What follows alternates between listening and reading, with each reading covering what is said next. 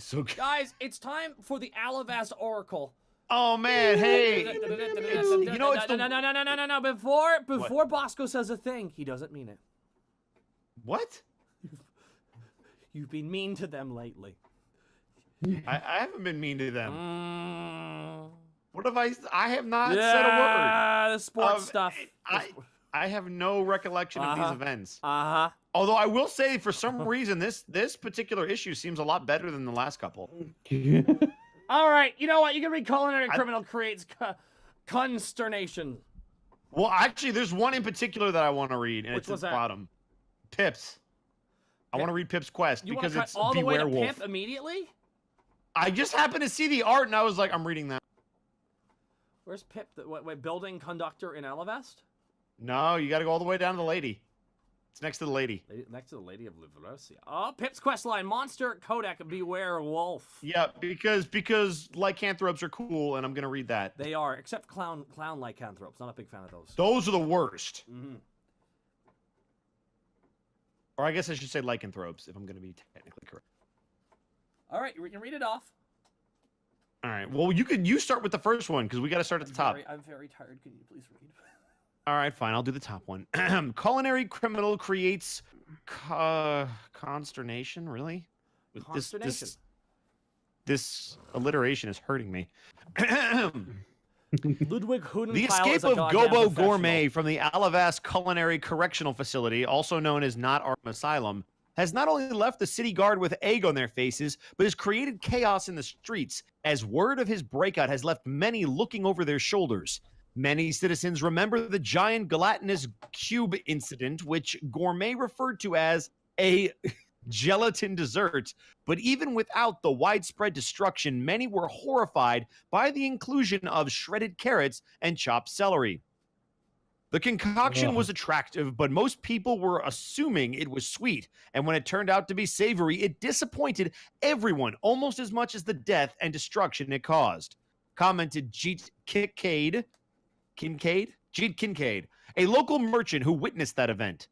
If I ever see that guy again, I'm going to cream him. Oh, dear grief. In the grand scheme of things, some consider Gourmet's escape small potatoes. Compared to, this is all puns, you're killing me. Compared to the larger threats, such as the dragon attacks or the undead incident that led to a call-out of all available Hoketh clergy last fall. Some have commented that they are afraid the sinister chef is the big cheese of a larger gang who are gathering resources to commit food-based crimes. Crime! I'm afraid that Gourmet may be surreptitiously attempting to gather allies for some vile scheme. Claimed one anonymous source leaked from the council. Everything is a pun. Alivast needs to choke down the fact that it is too lenient on criminals, and based on this incident, we are constantly playing catch up with those bad eggs. I hate you, Connor and Curtis. Well, what did I do? What did we do? You're just enabling. Inquiries from a formal statement from the council have been met with a chilly reception. Damn it! Many citizens are steamed at what they feel is an increasingly raw and unfettered non-human criminal element in Alivast, though many consider this sour grapes over repeated failed attempts to repeal the Non-Human Inclusion Act. Apparently, some folks are happy putting up with all these monsters running around the city. Let us make it clear that the chowderheads that drafted the Inclusion Act are bananas if they think these creatures are going to toe the line and behave when they repeatedly assault people.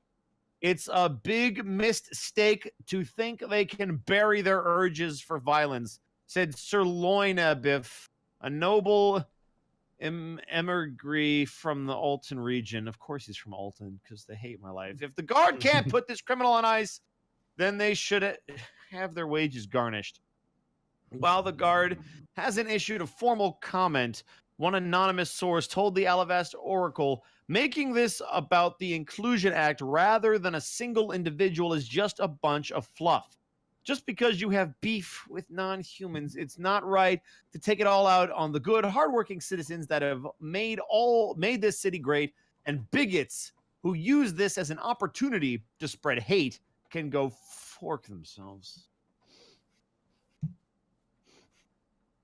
I'm done. I'm done with the Alivast Connor, Oracle. which one would you like to read? I'm done. I take it all back. They're just as bad as last week. Would you like to read Alivast apiaries achieve accolades or Hero Guard apprehends criminals? I'll read Hero Guard apprehends criminals. Alrighty, thank you so much. Take it away, Connor. Hero Guard apprehends criminals by Finnegan Easthoff, a member of RIW.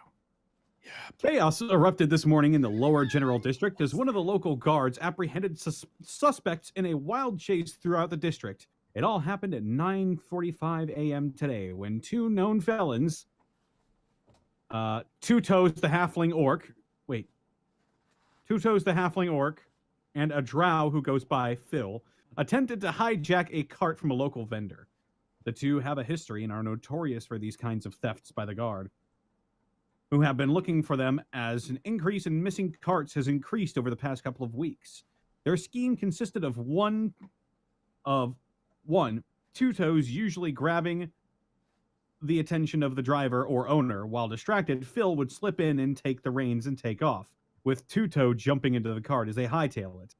Today, however, the pair bit off a bit more than they could chew, as the two tried to make off with a supply of gears, springs, and other items needed for clock repairs. They crossed paths with the guard on their way, with a guard on her way to her post. According to witnesses, the driver of the cart ran up to the lone guard to frantically inform her of the theft. The lone woman turned and headed off after the cart and the pair. According to the official report of the situation, civilian guard Helena was in a rush to her post. She swung by a pub to pick up an item that one of her superiors had left in the previous night. It was because of this that she crossed paths with the two thieves. From there, the report says that she outmaneuvered the cart, making her way through the city and cutting it off, and then apprehending the pair. Witnesses, however, tell a more detailed and exciting story. You should have seen her. She was running through the shops and houses, avoiding people and objects like a dancer, exclaimed one Kakui, a witness to the chase. The sight to see was when she used some crates and barrels as a makeshift staircase to get onto the roof of a building. She then jumped off from one rooftop to another, and I lost sight of her. Continued on page 9. That's fantastic. Guys, I think it's time for the Lady of Livrosea. Do you think so? Do you think so, guys? I'm sorry. Who's going to be the lady, me or Connor? I mean, like... Chat, do you want Connor or do you want Bosco? Don't do that to us. Yeah. Don't put us on... Is the Lady of Livrosea kind of like the scenes from a hat for us? Yeah. Yeah, kind of.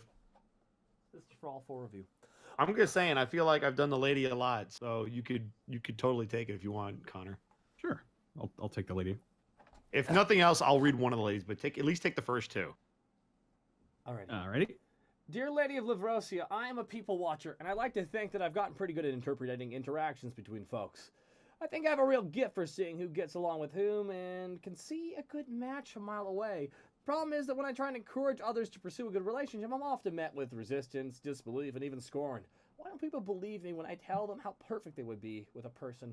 I thought I would ask you, since people like us who have a sense for these things can only make the world a better place when we share our knowledge. Signed,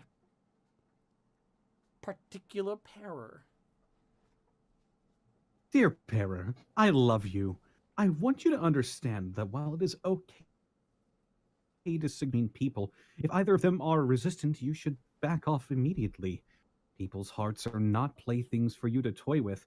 I don't mean to be harsh, but consider if you are acting out of your fantasies because you are dissatisfied with your own romantic life.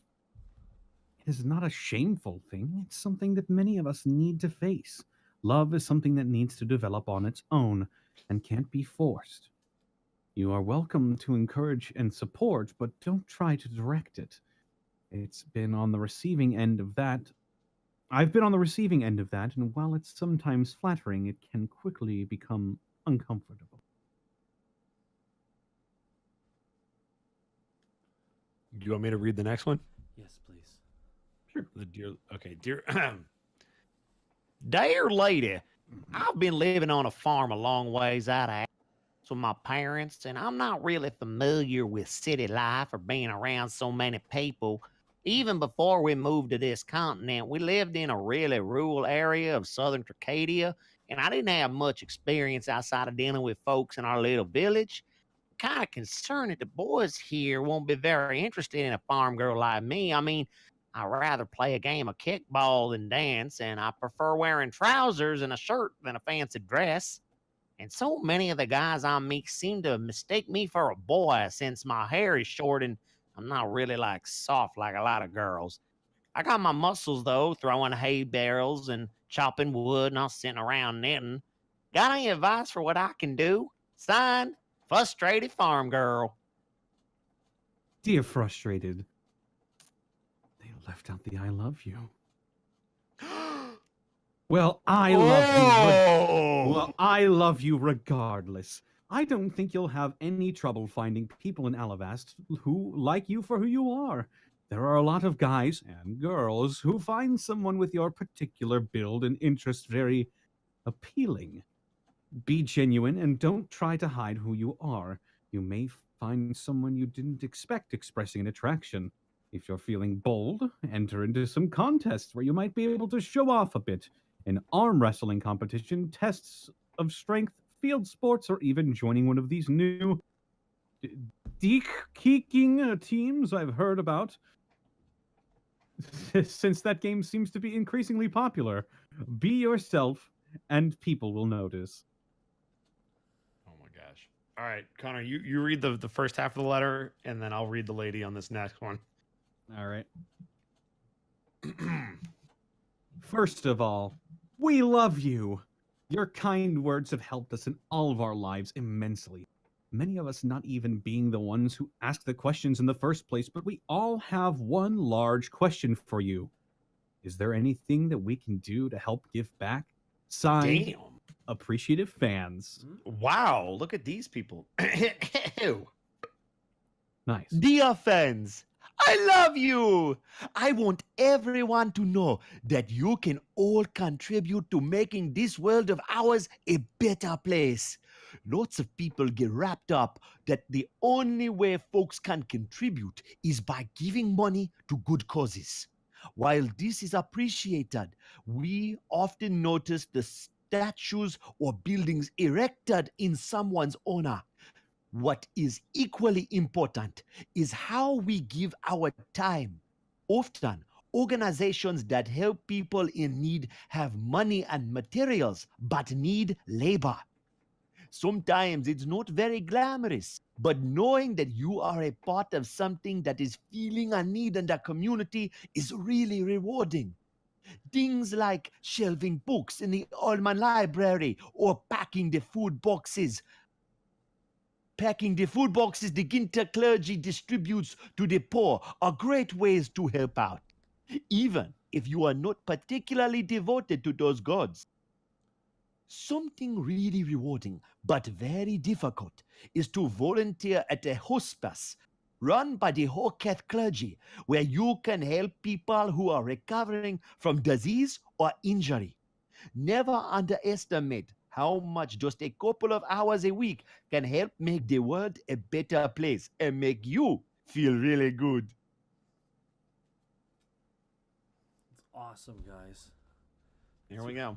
It's all good. You want to read Pip's quest line now? Pip the Kobold? Yeah, I'd like to do that. Thank you so much. And I'm going to do it as... Sorry if I'm not reading a lot of them, guys. No, you're good. You've had a long day, sir. I really have. Okay. Okay. Hello there, Questers. Today is a look at the scary night, more specifically, that of were creatures.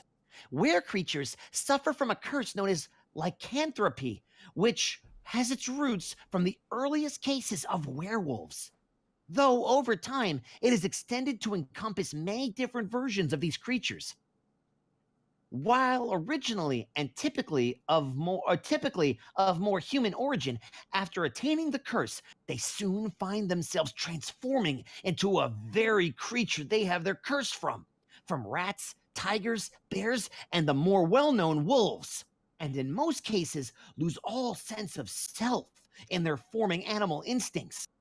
When fighting any of these, be careful not to get bit. You may end up contracting the same curse that ails them.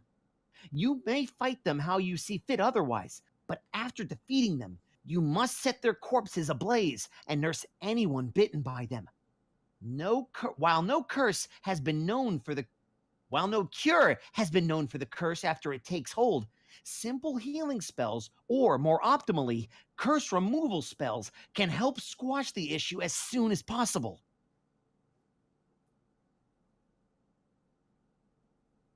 There we go.